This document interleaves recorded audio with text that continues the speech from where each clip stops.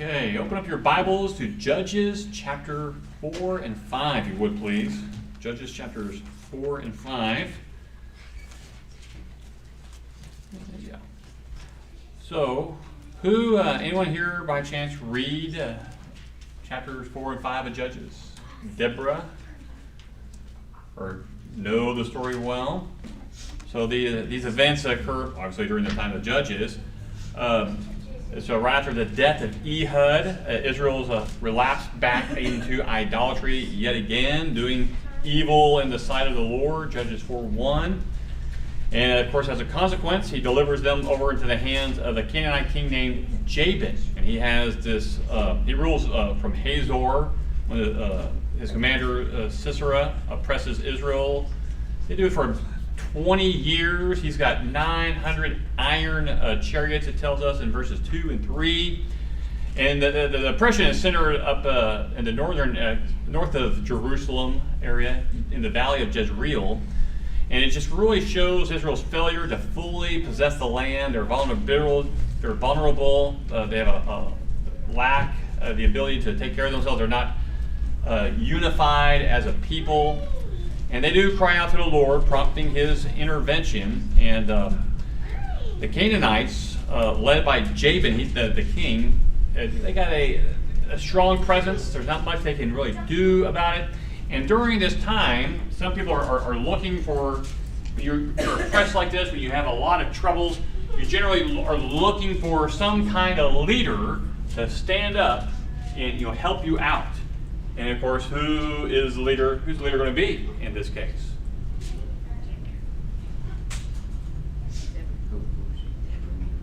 She asked for? No, who becomes their leader in this area, what we're looking at? It's Deborah. Deborah. Isn't that a girl name? Yeah. Can girls be leaders? Blake?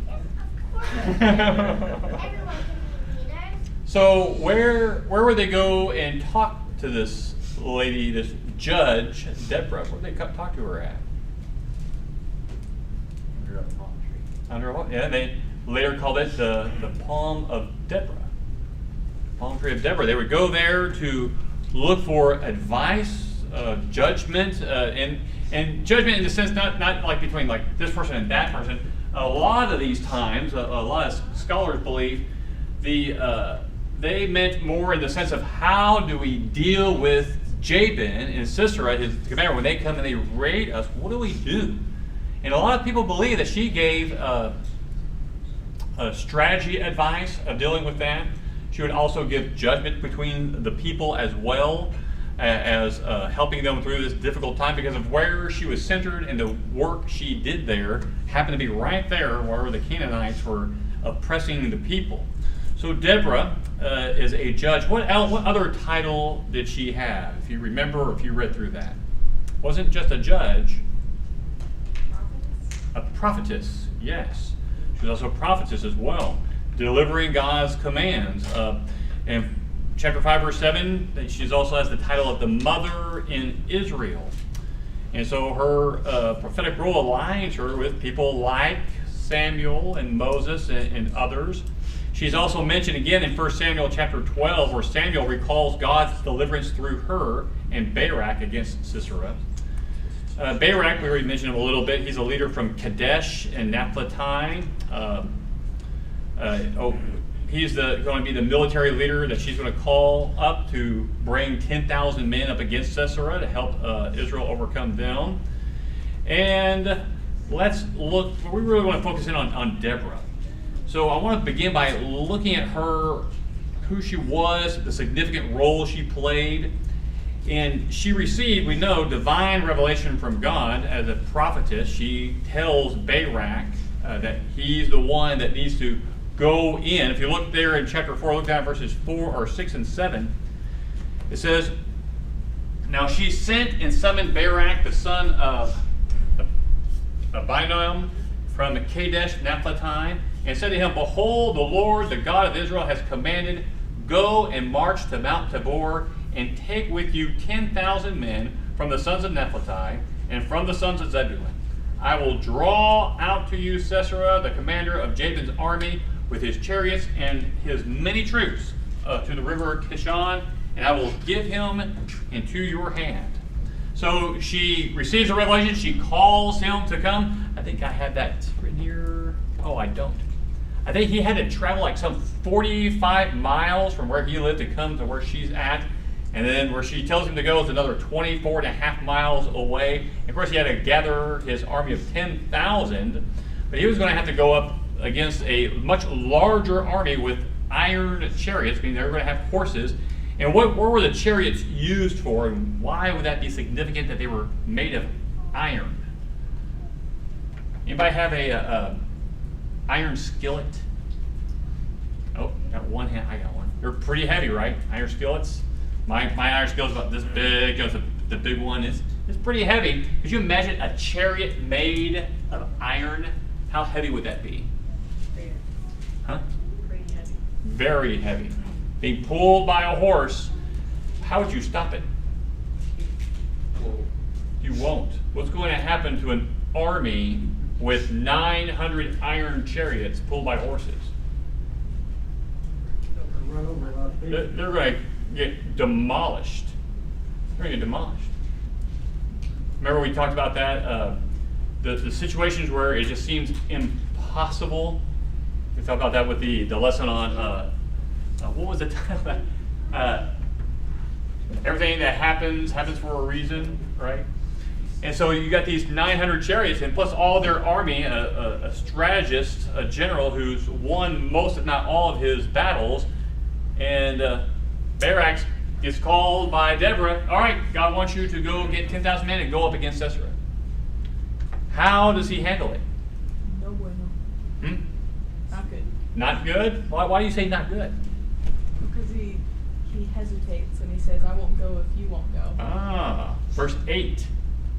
Then Barak said to her, if you will go with me, then I will go.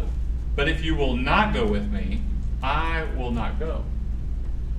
Okay, why does he want Deborah to go with him? Give me a list of all the reasons why you think there is. Joey? Because God is with Deborah. Because he knows God is with Deborah. Is that a good reason? That's not like a good reason. Hazel? Because he's scared. Because he's scared. Yeah, Lauren agrees with that. Yeah. Would you be scared?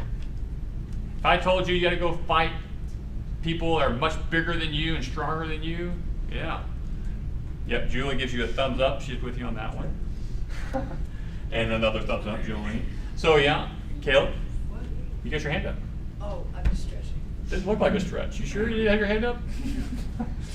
So yeah, he's scared, and I also agree that he thinks, or he knows, or realizes that God is with Deborah. And so he's thinking, if I'm going to go, I want to make sure I have the prophetess with me. Who would want to have her with you also? Yeah, me too. Do you think he should be criticized for wanting her to go with him?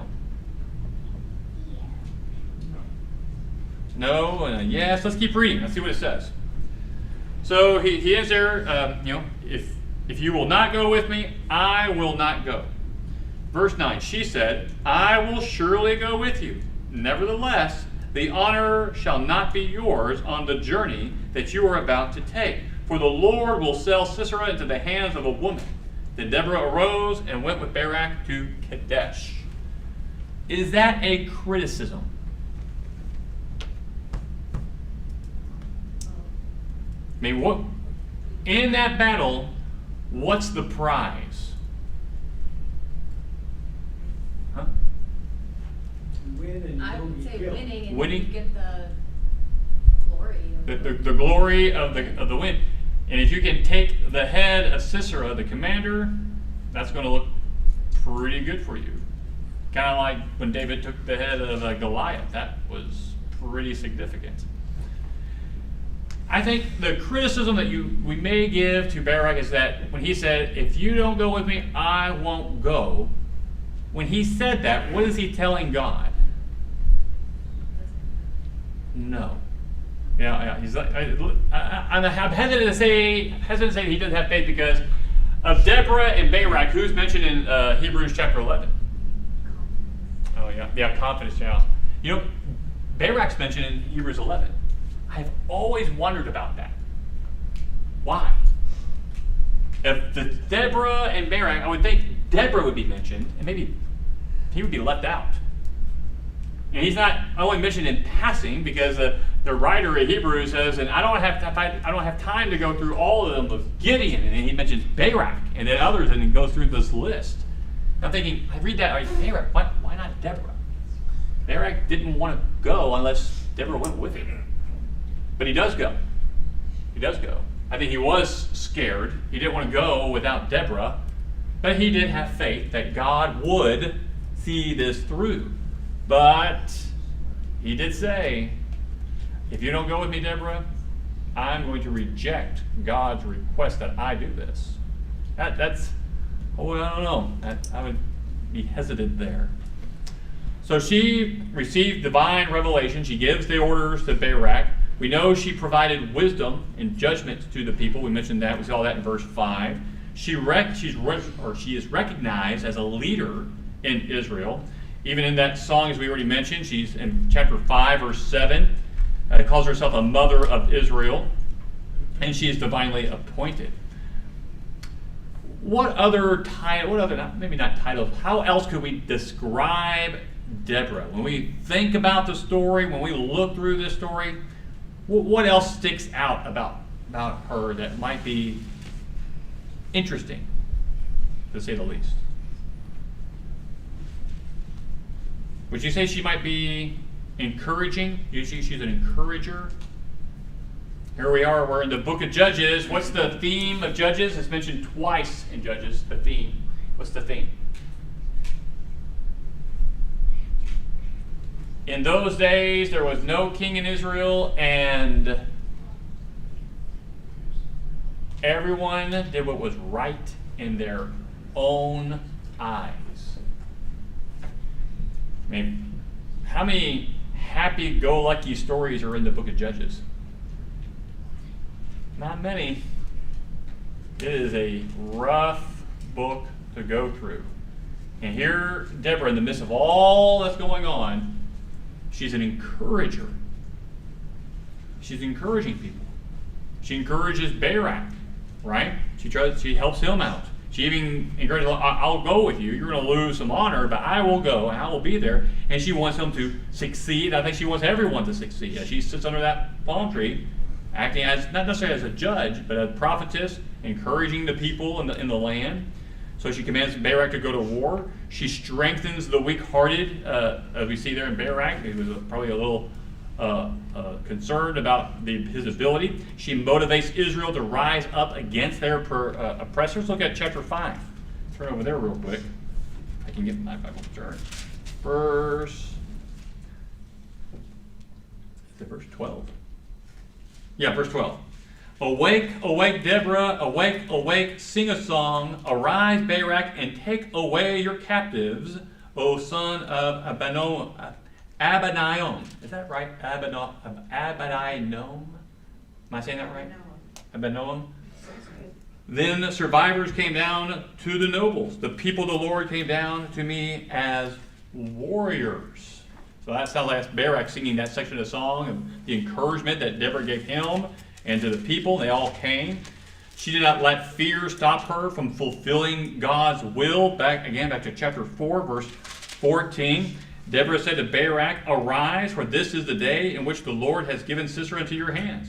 Behold, the Lord has gone out before you. So Barak went down from Mount Tabor with 10,000 men following him.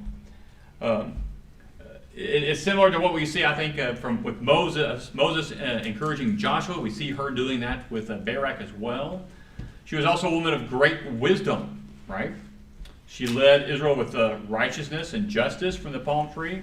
She knew how to handle difficult situations. His hesitation, she used it as a moment of encouragement, but she would go with him. She used strategy and divine insight in battle. We see there in verse 14 and verse 15. She knew the importance of giving God glory. Chapter 5, verse 3. Hear, O kings, give ear, O rulers. I to the Lord I will sing. I will sing praise to the Lord, the God of Israel. He is the one that gave them the victory. She was a woman of faith, a woman of courage. She treated God's promises, or trusted his promises completely, from what we can see and what we know about her. She was not afraid to stand up and confront powerful enemies. Remember when we've seen in other places where even when prophets would hear a word from God, they'd be like, well, I don't know, Lord, maybe pick my brother, he's better, I'm not eloquent of speech. That's Moses there at the burning bush.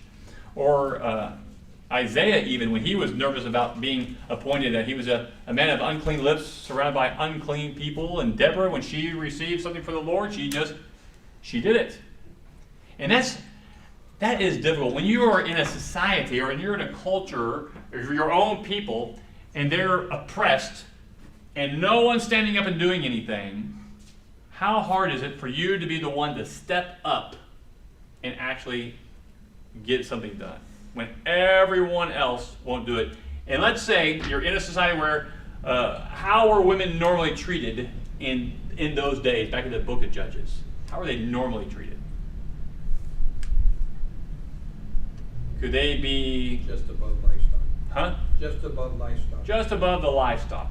The daughters could generally be traded, for land or other things, kind of sold off into marriage for wealth to the family in some way or another. They weren't treated with the kind of respect that you would expect from people who would be claiming to follow God. So how does Deborah become the mother of Israel? How does that happen? I mean, did people respect her? They came to her for help and for judgment. How did that happen? Have you ever stopped to think about how that may have happened? You think maybe God has some divine hand in that? I mean, the things she said would come true. Her judgment seemed good. Why did the Queen of Sheba come to Solomon?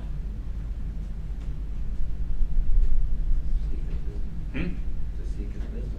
She heard about his wisdom, and when she heard from him directly, she gave him great wealth because it was right, it was accurate. And people from all over the world would come because they wanted to know about this wisdom. And I think when word began to spread about the wisdom of Deborah, people started coming. And there was finally somebody, stepping up and taking the lead. Does that still happen today? Do we have people who are willing to step up and take the lead? Bill and I were talking about this just the other week.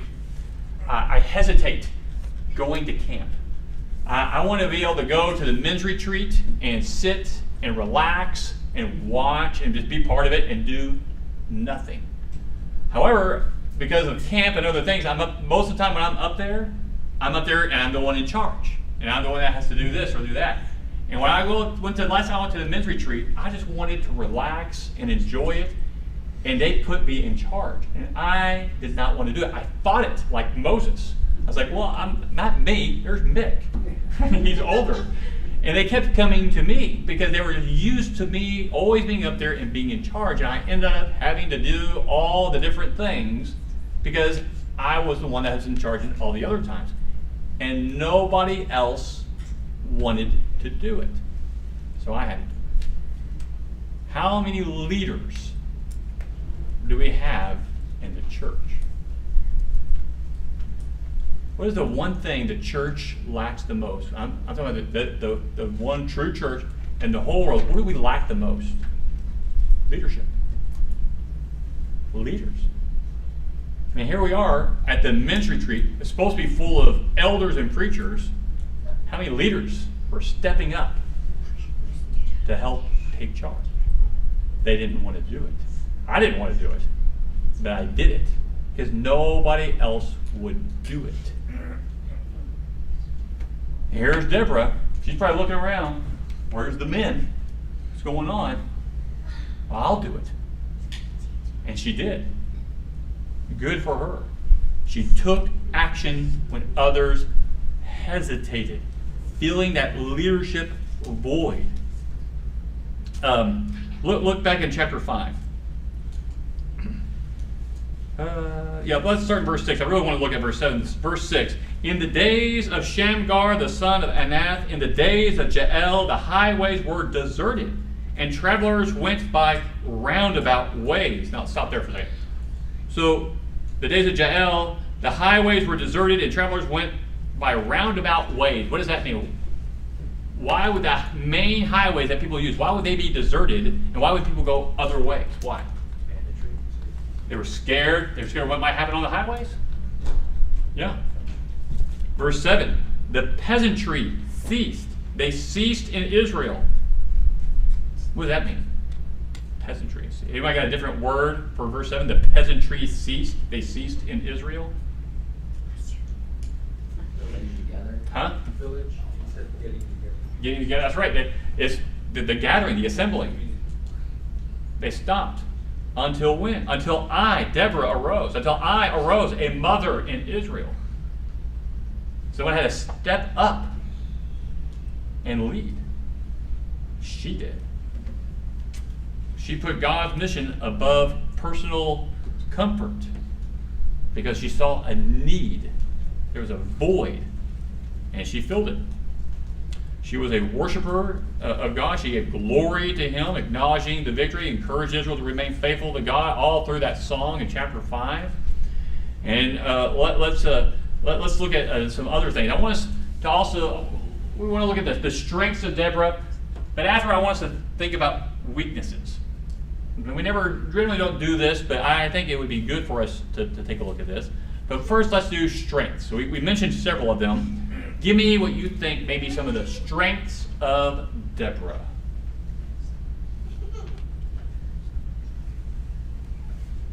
Faith. Faith, okay. Strong relationship with God, right? And she did have faith. When she received a revelation, she went with it. She didn't hesitate. She was a true leader. Courage, bold courage to deliver God's message. What else? Leader. Okay, a leader, a wise and fair leader, judge. We see that from chapter 4, verse 5, we already read.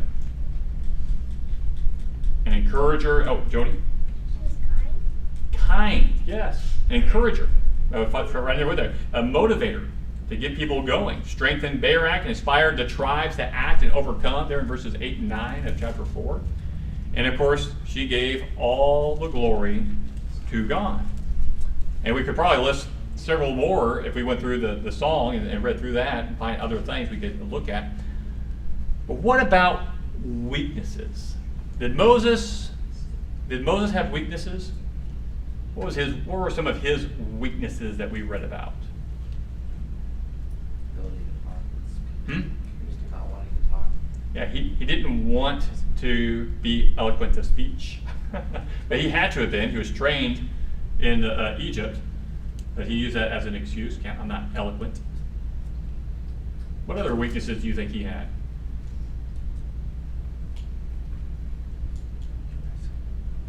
Well, early on, he didn't have self-control.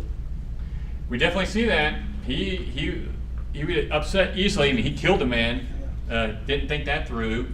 That came back a little bit later in his older life as well, when he got frustrated with Israel and he hit the rock with his staff rather than just speak to it. And he kind of lost a little bit of control there. So what about Deborah? We know very little about her, so it's hard to nail this down, but I want to mention one that stuck with excuse me. I always think about with all the judges. When a judge finishes their work, what happens to Israel? Do they go on and they continue to grow and flourish? No, it falls back to They fall back into their evil ways.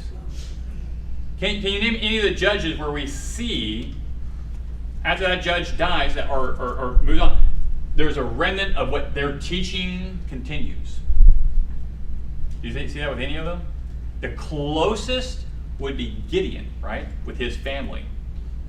And it almost kind of works out, but his family really wasn't that great of leaders, and it all kind of goes downhill real fast because they weren't good, righteous men. What should have these judges have done to ensure that the work they started would continue? Produce leaders. Produce leaders. Or how does Paul put it to Timothy? Find faithful men to entrust these words to, that I can continue, the work can continue, just like Paul did. And we don't see Deborah doing that. We don't see really any of them doing that. They don't produce other leaders. And I see that as one of the great weaknesses, because remember, the theme of Judges is, in those days there was no king. Everyone did what was right in their own eyes. Some of the lessons we can learn here is, number one, God can use anybody, regardless of gender, to fulfill his purpose. Even in the midst of what was going on in the book of Judges and the culture of that day, here comes Deborah out of nowhere leading Israel. It's just completely opposite of what the culture is, and yet everyone does it. Faith and obedience leads to victory. Courage is necessary to lead in difficult times, and worship and gratitude should always follow the victory. Chapter 5, right? And encouraging others in their faith is clearly an important part of leadership.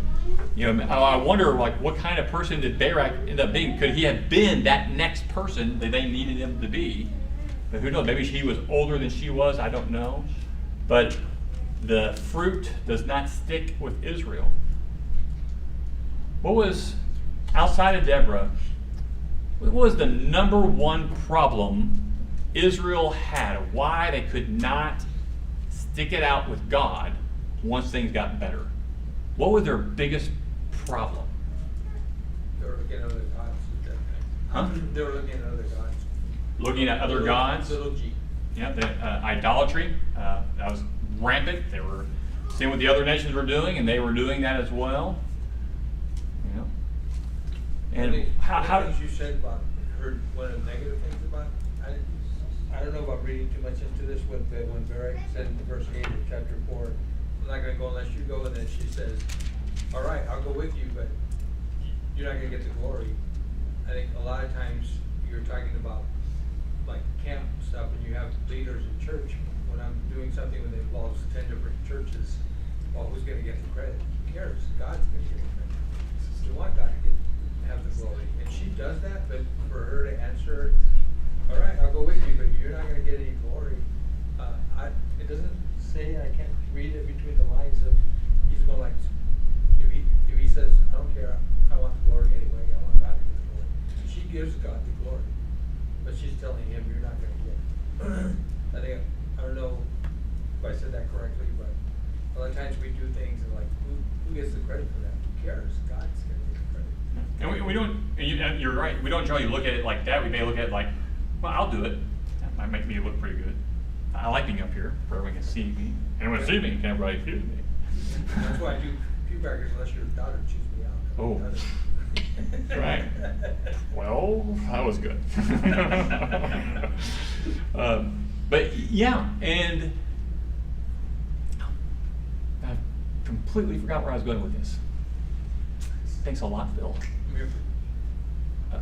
Why does Israel keep faltering? Oh, yeah. I would say their number one problem, why they kept falling back. I mean, there's a lot of things, they would all play a part. I think the number one problem, and this is a story, an illustration I want to give you in a second, I've used before, but it's their disunity.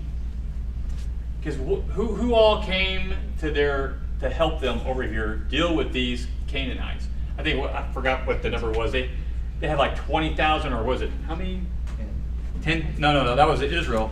They had 900 iron chariots, and I'm sure, and they oppressed, that's just that little section of Jezreel Valley there for 20 years.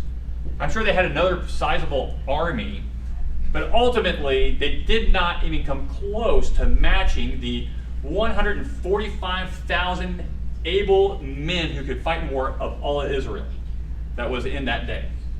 145,000 fighting men. If Israel wanted to get together and fight, they could wipe them out like that. Why couldn't they? Or 5,000 men in God. Or 300 men in God. 100 men in God. Yeah. 20 men in God. With torches and trumpets and a bad dream.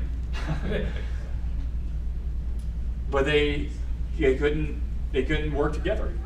And it's like that illustration I like to give with our neighbor's cat Wednesday, when those it kept trying to capture those hummingbirds right in our front window. The hummingbirds were too fast. She could never do it until one day 2 of those hummingbirds were fighting over who was going to get the nectar out of that little jar we had in the front window. And while they were busy fighting with one another, little Wednesday got her prize. And we saw it happen. Just a puff of feathers and it was gone. Why? Distracted. It was distracted, fighting with his own. And Wednesday was right. This is my opportunity. And that's what Satan does. He waits for disunity, or he sows disunity. He waits for us to fight each other, and then he pounces. And it's easy because we're too distracted with all the other problems. Deborah brought a little bit of unity for a moment. It didn't last because our faith has to be centered on God, and we have to have other leaders step up and lead the right way. That's a great story we learned from Deborah. It also shows anyone can do it. God will use anybody, filling those gaps when needed. Great story. Any other comments or anything else anybody wants to point out from the story of Deborah?